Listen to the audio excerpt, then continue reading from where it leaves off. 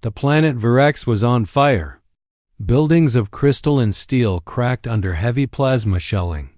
The skies above burned red with laser trails.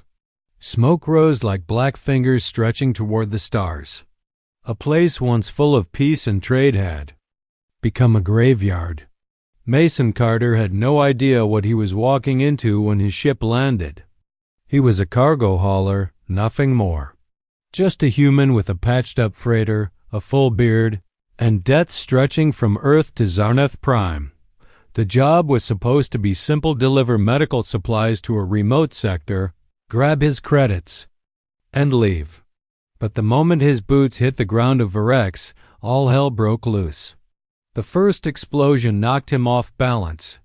Sirens screamed across the Capitol outpost, followed by alien voices shouting orders Mason didn't understand. He ducked into an alley as a squad of armored troops in black and silver armor marched past, weapons raised. They weren't local Virexi. These were outsiders, mercenaries maybe, or something worse. Mason's heart pounded. This wasn't his fight. He needed to get to his ship and get out. But then he saw her. Huddled in the shadows of a crumbled wall, a young alien girl stared at the chaos with wide, terrified eyes. Her skin was pale violet, her silver-white hair tangled and matted. One of her arms was bleeding, wrapped poorly in cloth. She didn't wear armor or carry a weapon. She was just a civilian, just a scared girl in the wrong place. A troop carrier hovered above them, scanning for survivors. Mason stepped forward without thinking. "Hey," he said quietly, crouching beside her. "You can't stay here." The girl didn't answer. She looked at him like she didn't trust him, but she also didn't have a choice. "I'm human," Mason said, raising his hands. "I'm not here to hurt you. I just want to help." She blinked, then nodded slowly. Mason scooped her into his arms. She was light and clearly injured. He turned back toward the spaceport, hoping his ship hadn't been destroyed. But as soon as he stepped out of the alley, a loud metallic voice shouted from behind. "Stop!" Mason froze. The troopers had spotted him. A dozen armored figures marched toward him. The lead one raised a weapon. "Drop the girl, now." Mason's mind raced. He had no armor, no guns. He wasn't a soldier, just a delivery man. But he didn't drop her. He took a deep breath and turned toward the troopers. "She's not your enemy," he said. "She's just a kid. She's a target," the trooper growled. "Part of the Virexi resistance. Hand her over." Mason looked down at the girl. Her eyes begged him not to let go. "Not happening." One of the troopers fired. The blast missed his head by inches. Mason ducked, ran. Plasma scorched the walls as he weaved through the rubble, the girl clinging to his chest. His ship was still intact, barely. The ramp was open. He dove inside as more shots slammed into the metal walls behind him. He locked the doors. Engines screamed to life. The freighter lifted, shaky and slow, but it moved. "Come on, come on." Mason gritted his teeth, slamming the throttle. The ship roared upward, past gunfire and smoke, breaking through the red-stained clouds into open space. They were safe. For now, the girl sat quietly in the co-pilot's chair, breathing hard. Mason didn't say anything for a long time. He just stared at the stars, wondering what he had just done. He had no plan, no backup, no allies. He had just risked everything, his ship, his life, his future, for someone he didn't know. A stranger, an alien. But when he looked over at her again and saw the small, grateful smile on her face, something settled in his chest. He didn't regret it. Not even a little asterisk. The stars outside the window drifted quietly now, far from the burning sky of Virex. Mason's freighter, the Skyrunner, was finally out of danger, or so he hoped. Inside the ship, things weren't much calmer. The girl sat stiffly on the edge of a bunk, hands folded tightly in her lap. She didn't speak, not even after Mason offered her a protein bar and a bottle of water. Her eyes followed him wherever he moved, wary, cautious. Mason cleaned the cut on her arm with a med spray and wrapped it with bandage cloth. "You've got lucky, Bones," he said, trying to break the silence. "No fracture, just blood and fear." Still, nothing. He sighed, leaning back in the chair beside her. "Name? Do you have one?" She blinked slowly, then answered in a soft voice. "Syrah." Her accent was strange but smooth. She struggled with the words. "I'm Mason," he said, placing a hand on his chest. "Human. Cargo pilot. Idiot, apparently." She tilted her head. "Why? Did you help me?" He chuckled darkly. "Still asking myself that." Syrah looked down. "They were going to kill me. Just for being there." Mason stared at her, quiet for a moment. "Who are they?" She hesitated, then whispered, "The Gorveks." Mason felt a chill crawl up his spine. He'd heard of the Gorveks. Rumors only military ghosts, elite mercenaries, secret police hired by corrupt empires to wipe out rebellions or silence entire colonies. No rules, no mercy. What did they want from you? He asked. "I'm not part of any war," she said, looking up at him now. "I'm a scholar. I worked at the Virex archives. They thought I knew something about an old code. Hidden in our records. They tortured people looking for it." Mason clenched his jaw. He'd seen war before, but this was something colder. They were hunting knowledge, not soldiers. "I didn't know anything," she added. "But I ran. They said that was enough reason to die." Mason rose and walked toward the cockpit. "Well, you're not dying today." He slid into the pilot's seat and checked the scanner. A blinking red light on the edge of the screen made his stomach sink. "They tagged us," he muttered. Syrah moved behind him, eyes wide. "What does that mean?" "Means a tracker was placed on my hull during launch," he said. "They know exactly where we are." He pulled open a panel beside the main controls and typed in a few commands. "I can jump to light speed, but if I don't remove that tracker first, they'll follow us wherever we go." Syrah's voice trembled. "Can you remove it?" "I'll have to go outside the ship," Mason replied. "While it's floating in space, that's dangerous, right?" He glanced at her with a crook smile. "You have a gift for understatement."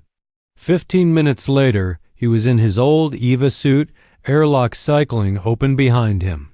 His boots magnetically locked to the outer hull as he stepped out into the cold blackness of space. No sound, no wind, only stars, and the slow pulse of the tracker blinking under his hull. He crouched carefully, detached the panel, and found the round metallic disc wedged between two engine fins. As he began to unscrew it, a shadow passed across the stars. His heart stopped.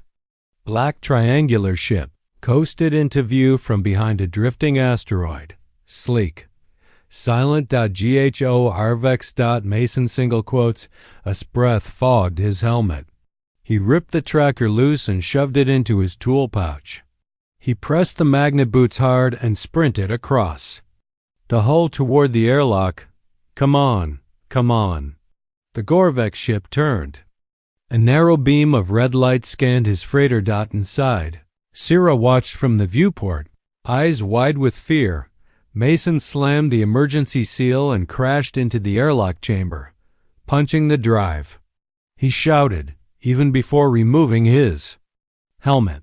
Syrah braced herself as the Skyrunner spun and launched into FTL, the stars stretching into blinding streaks behind them. When they finally leveled out in deep space, Mason collapsed into the co-pilot's seat, breathless. "You weren't kidding," Syrah said, voice shaky. Mason smiled without humor. "They're going to chase us now, no hiding." She looked at him with something new in her expression. "Not just fear. Trust. Double quotes. What will you do?" she asked. He looked out at the stars. I don't know yet, but if they want you that badly, then you're either dangerous or important. And either way, he turned to her. I'm not handing you over. Syrah swallowed hard. Outside the ship, space was quiet again, but a war had begun, and neither of them could go back. Mason had no plan. He just kept flying. The freighter moved through dark space, far from any known lanes. He avoided beacons, stayed off the grid, and ignored the growing number of alerts flashing on his console. Fuel levels were dropping. Food? Supplies were low. And the Gorvex would not stop until they found them. Inside the ship, Syrah sat quietly, her legs pulled to her chest. She hadn't spoken in hours. She just stared at the stars, as if searching for a home that no longer existed. Mason walked in holding 2 cups of warm synth tea. Drink, he said, offering one to her. She hesitated, then accepted it. Their fingers brushed. Hers were cold. I need answers, Syrah, Mason said finally. What's really going on? I told you, she said, barely a whisper. They think I know something, a code. Then? Maybe you do, Mason said. Maybe you saw it without realizing. Something worth killing for. Syrah frowned. I was just a translator. I worked on ancient star maps, old stories, half-broken tablets.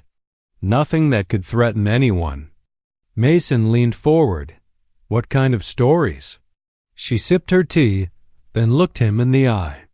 My last project was called The Voice of the Core. It spoke of a hidden language older than the Galactic Union, older than the Virexi, maybe even older than the stars themselves. Mason blinked. You think it's real? I didn't. Not until the Gorvex started tearing apart the archive to find it. He sat back, processing her words. Ancient codes. Hidden power. Mercenaries burning cities to find one girl. He shook his head. You were marked the moment you opened that file. Suddenly, a warning alarm buzzed on the console. Unidentified signal. Rear quadrant, the computer droned. Mason jumped up and ran to the cockpit. His fingers danced across the controls. A ship was following them. Is it them? Syrah asked, standing behind him. No transponder. Could be pirates. Could be worse. Mason activated the external cams and squinted at the display. A rusted gray vessel hovered behind them, old but fast. No visible weapons. No flag. He grabbed the mic. Unknown vessel. State your intent. This is the Skyrunner, unarmed cargo ship. I recommend you turn back. No reply. Then static crackled. Through the comm, human vessel, shut down engines. Prepare for boarding. Syrah backed away, her hands shaking. That voice? Mason turned to her. What is it? She whispered. Gorvex. He slammed the emergency controls. Hang on. The Skyrunner dived. Mason cut the main lights and pushed the freighter into a sharp spin toward a nearby asteroid belt. Chunks of rock drifted in all directions, dangerous to fly through, but even more dangerous for a ship trying to pursue. The chasing vessel followed. Damn it, Mason hissed. They're fast. He dodged one asteroid, then another. The hull groaned under pressure. Syrah clung to a handrail, barely able to stay on her feet. The enemy ship fired. A blast ripped past them, close enough to light up the cockpit. One more hit like that, and they wouldn't survive. Then Mason saw it. A massive crater inside one of the asteroids. Deep enough to hide a ship. Dangerous, yes, but it was their only chance. I'm going in, he said. You'll kill us. Syrah cried. Better than letting them take you. With a hard pull, Mason shot the freighter into the rocky hole. The walls came close meters from the wings, then closer. Sparks flew as they scraped metal. Then, silence. They were inside. No blast came. No sound of pursuit. Mason shut off all power, no lights. No signals, nothing. He and Sierra sat in darkness, breathing hard. Minutes passed. Then the Gorvex ship drifted past the mouth of the crater. They didn't see us, Sierra whispered. Mason didn't reply. He was too focused. He watched as the enemy moved on, then slowly disappeared into the starfield. He exhaled. I think we lost them. Sierra sank to the floor, exhausted. You keep risking your life, she said softly. Why? Mason sat beside her, breathing. Slowly, because no one else will, he said. I've seen too many people turn away, pretend it's not their problem.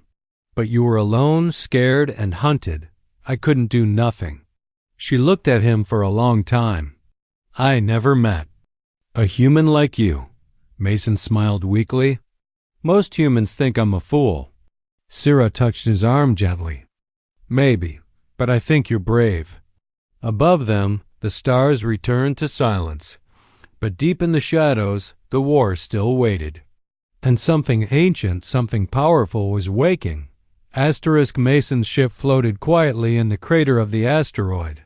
They had shut down everything, no lights, no signals, no movement. Just silence. Hours passed. Sierra lay curled in the corner, wrapped in an old blanket Mason had pulled from storage. Her skin still looked pale. Her eyes were closed, but Mason could tell she wasn't asleep. He sat in the cockpit, helmet beside him, fingers tapping nervously on the edge of the console. He didn't trust the silence.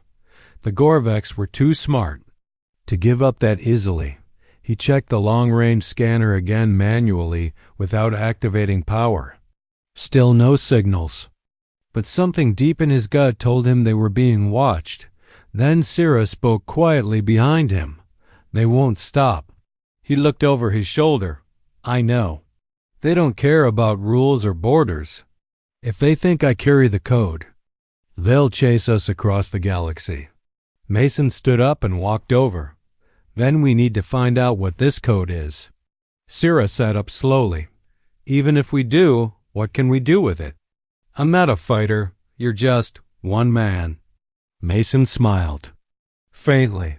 Sometimes that's enough. He pulled out a storage crate and popped it open. Inside were old dataships, navigation tools, a dusty pistol, and tucked at the bottom his grandfather's black journal. He tossed it on the table. My granddad used to map ancient space routes. Said there were secrets in the old trade paths that no one cared about anymore. Sierra opened the journal. Strange sketches and star maps filled the pages. She paused on a familiar symbol, an eye carved into a triangle of stars. I saw this in the archive, she said softly. It was part of the voice of the core text, a warning. Mason leaned closer. You think it's connected? She turned. The page. This star cluster. It's in the outer edge. No one travels there anymore. Too unstable. He grinned. Which makes it the perfect place to hide something important. For the first time since Virex, Sierra nodded with purpose. If the answer is hidden anywhere, it's there. Mason got to work. Then we set a course. But not directly. We'll jump system to system off-grid. It'll take longer, but they won't follow us easily. Sierra helped him power up the NV core. The engines hummed back to life. Slowly, carefully, they lifted from the crater and slipped back into space. But they weren't alone. Just outside the asteroid belt, a sleek, black drone floated in silence. It activated the moment the Skyrunner moved. It didn't attack. It only sent one signal, a pulse. Far away, across stars and systems, a Gorvex captain received it. A red dot lit up on his map. Target reacquired, he growled. Prepare the Hunter class. Back on the Skyrunner, Mason didn't know they'd been found again. He was too busy dodging pirate zones, calculating jumps, and fixing overheating circuits. And Sierra, she was getting stronger. She studied the journal like it held the answers to everything. Mason had never seen someone so focused. One night, as they floated quietly near a dying red sun, Sira looked at him and asked, "Why do you keep helping me?" He didn't answer right away. He leaned back in his seat and looked out the viewport. "Because I've seen what happens when no one does," he said at last. "My brother, he was caught in a border war. No one came to help. No one cared. I swore if I ever had the chance, I'd be different." Sira nodded. "You are." She held up the journal.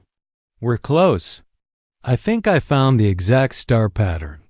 It's in a forgotten system called Grelith's Hollow." "Sounds friendly," Mason said. "It's not," Sira replied. "But it's the only lead we have." They jumped toward it. Hours passed. Then, just before they exited FTL, Mason noticed something strange. An energy spike. Something was following them. Again, he swore under his breath and pulled the ship out of hyperspace early, but it was too late. Stars twisted as another ship dropped from FTL. Right behind them. Black, silent, massive. The Gorvex had arrived. Mason cursed. "They must have tracked us again. How?" Sira stared in horror. "They've upgraded. That's a hunter class. It doesn't need beacons. It reads engine signatures and warp echoes. So what do we do?" Mason asked. Sira didn't blink. "We run." But Mason's hands stayed frozen on the controls. He wasn't sure they could. Not this time. The Gorvex Hunter-class ship loomed behind them like a shadow from a nightmare. It didn't fire. Not yet. It just followed, steady and silent, watching. Mason's fingers gripped the flight controls tightly, knuckles white. His eyes darted across the console. No escape route. No nearby asteroid field. Nothing but open space between them and Grelith's Hollow, still 2 jumps away. Sira stood beside him, her voice low but tense. "They're waiting for us to panic. That ship is designed to hunt, not chase. It tracks behavior, fear." Mason forced himself to breathe. "So what do we do?" Sira looked out the viewport. "We go calm, straight course. No wild turns. Make it look like we don't know they're behind us." "That's insane," Mason muttered. "It's the only way." She replied, "Trust me." He hesitated, then nodded. Slowly, he adjusted their heading. The freighter eased back into motion. No alarms, no sudden bursts. Just steady flight through the void. Behind them, the Hunter followed. For 3 hours, they flew like that, silent tension filling every corner of the ship. Neither of them spoke. Even the usual engine rattle felt louder in the quiet. Then Mason noticed something. The enemy ship was falling back. "Is it leaving?" He whispered. "No," Sira said carefully. "It's testing us. It wants us to. Relax. If we make one wrong move, it will strike." Suddenly, the freighter jolted. Lights flickered. An alert buzzed on the dashboard. "Grav drag." Mason shouted. They activated a gravity net. The ship began to slow, like it was being pulled backward through tar. "They're reeling us in." Mason jumped into action, rerouting energy to the rear thrusters. Sparks burst from the side panel. Smoke filled the cockpit. Sira ran to the power unit. "We're burning out. Hold her steady." Mason yelled. He glanced at the nav screen. Grelith's Hollow was now within jump range. But the grav drag was too strong. The engine couldn't charge the jump core fast enough. Unless ... He opened a hidden panel under the console and pulled a wire Mason had hoped he'd never need to use. Manual override. Dangerous. Risk of explosion very high. "I'm jumping us out," he shouted. "You can't," Sira cried. "It'll tear us apart. We'll be dead if we stay here." Without waiting, he jammed the wire into the port and slammed the emergency jump switch. The stars twisted. Space folded, and everything turned white. When Mason woke, alarms were blaring. His head throbbed. Something was burning. He opened his eyes to see Sira lying on the floor, groaning, blood on her forehead. He crawled to her. "Sira, say something." She blinked slowly. "Still alive, ... The jump had worked, but barely. The ship was badly damaged. One engine was gone. The oxygen filter was running at half power. The hull was cracked, but Graleith's Hollow was in front of them. They had made it. Mason helped Sira into a seat and turned on the external cams. What he saw left him speechless. Graleith's Hollow was a graveyard of dead planets and shattered moons. A broken star pulsed dimly in the center like a dying heartbeat. Floating ruins drifted through space fragments of ancient stations and ships long forgotten. And in the middle of it all stood a tower, not built but carved from a moon itself. Dark, black, tall. Older than anything Mason had seen before. Sira stared at it. Her voice shook. "That's it. That's the Archive Temple." The last place the language was heard. Mason adjusted course toward the tower. "You sure about this?" She nodded. "That code they're hunting, it's buried inside. Not in data, not in tech, but in sound and memory." He raised a brow. "Sound?" Sira looked at him. The voice of the core wasn't just a myth. It was a warning and a lock. If spoken by the wrong voice, it could crash entire systems, control ancient weapons, or erase knowledge forever. Mason swallowed. "And the Gorvex want to use it?" "They don't understand it, but they want power, even if it destroys everything." As they neared the tower, lights flickered on its surface, reacting to the human ship. "She's responding," Sira whispered. "The temple knows we're here." Mason guided the ship toward a large circular platform. They touched down with a shudder. The moment they stepped outside, the ground beneath them hummed with vibration. The air was still, cold, heavy with time. And from deep inside the tower, a voice began to speak. Not in words, not in any language Mason had ever heard. It spoke to memory itself, to blood, to something old. Sira fell to her knees, and Mason felt something inside him shift. The tower had been waiting for her. And now, for him. The tower's hum echoed in Mason's bones.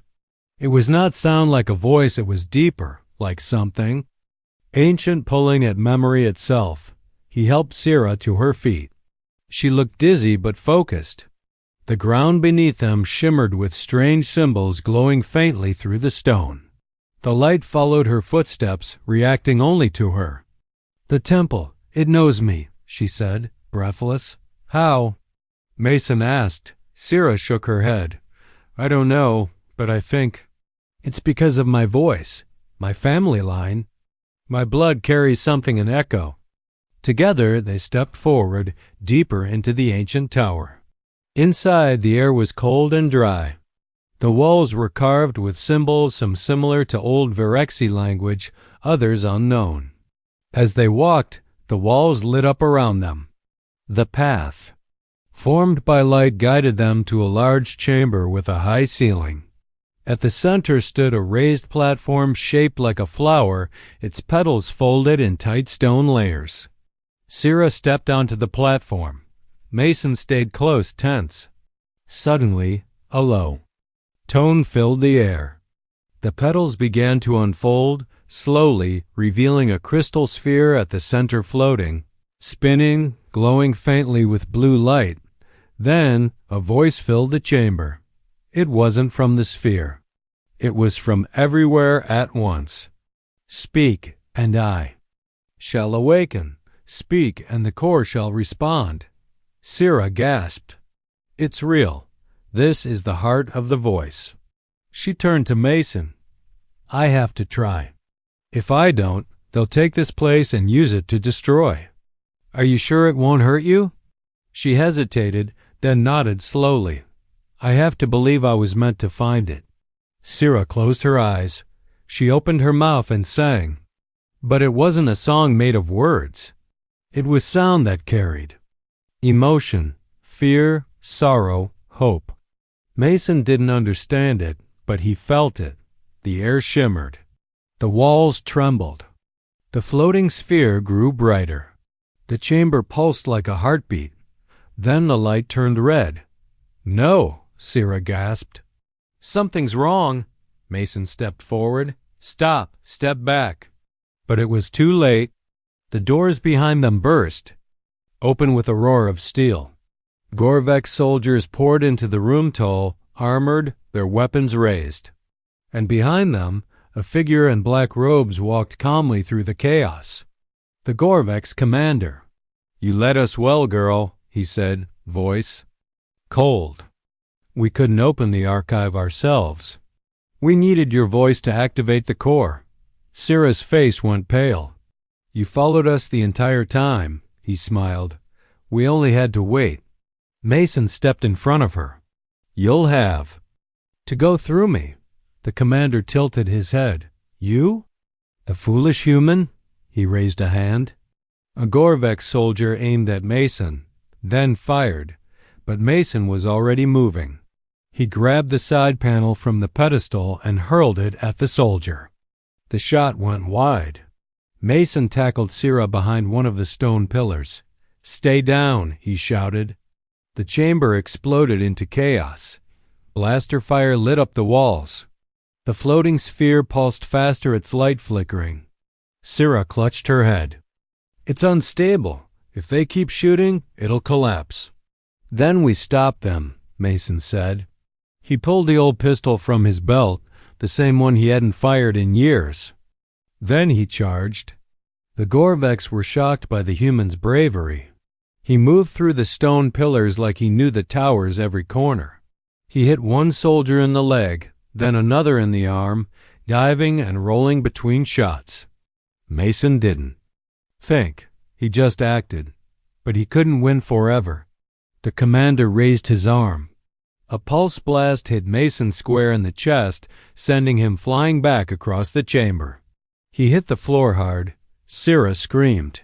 The commander stepped forward, aiming. "At her now? Finish the code.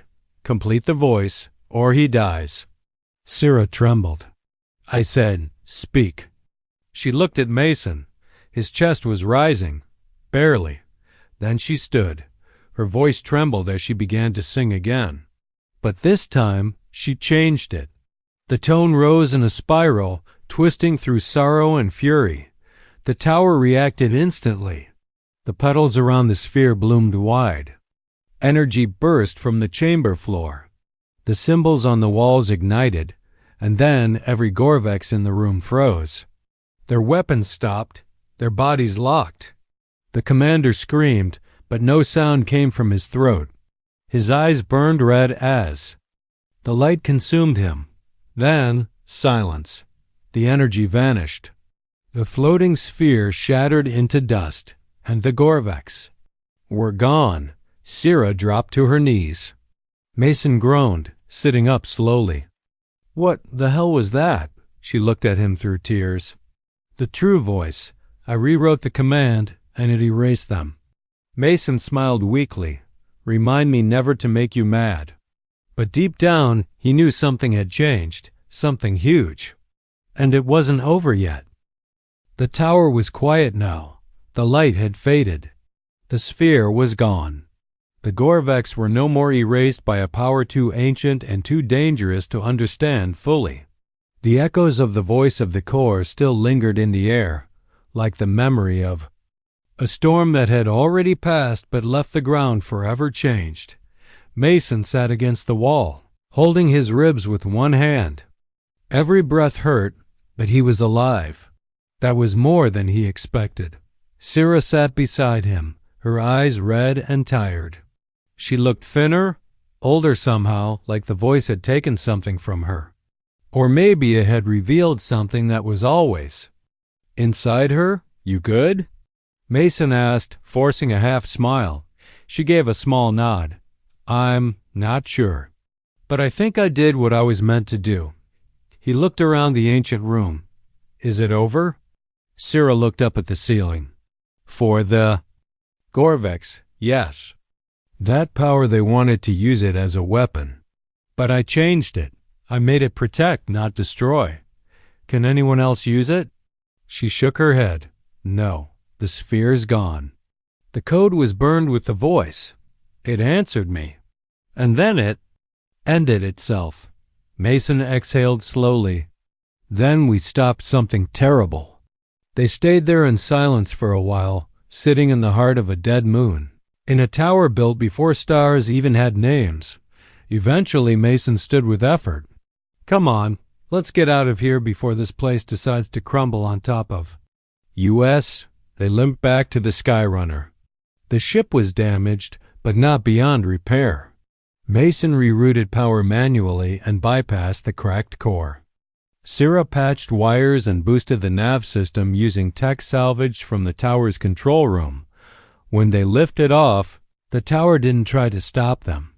It simply faded into the background of space, silent and still as they left Greliths. Hollow behind, Mason looked at the stars. For the first time in days, no one was chasing them. No one was hunting them. And yet, something still lingered. Back in the ship, Syrah stared at the stars too. I can't go home, she said quietly. There's nothing left. The archive is gone. My people are scattered or in hiding.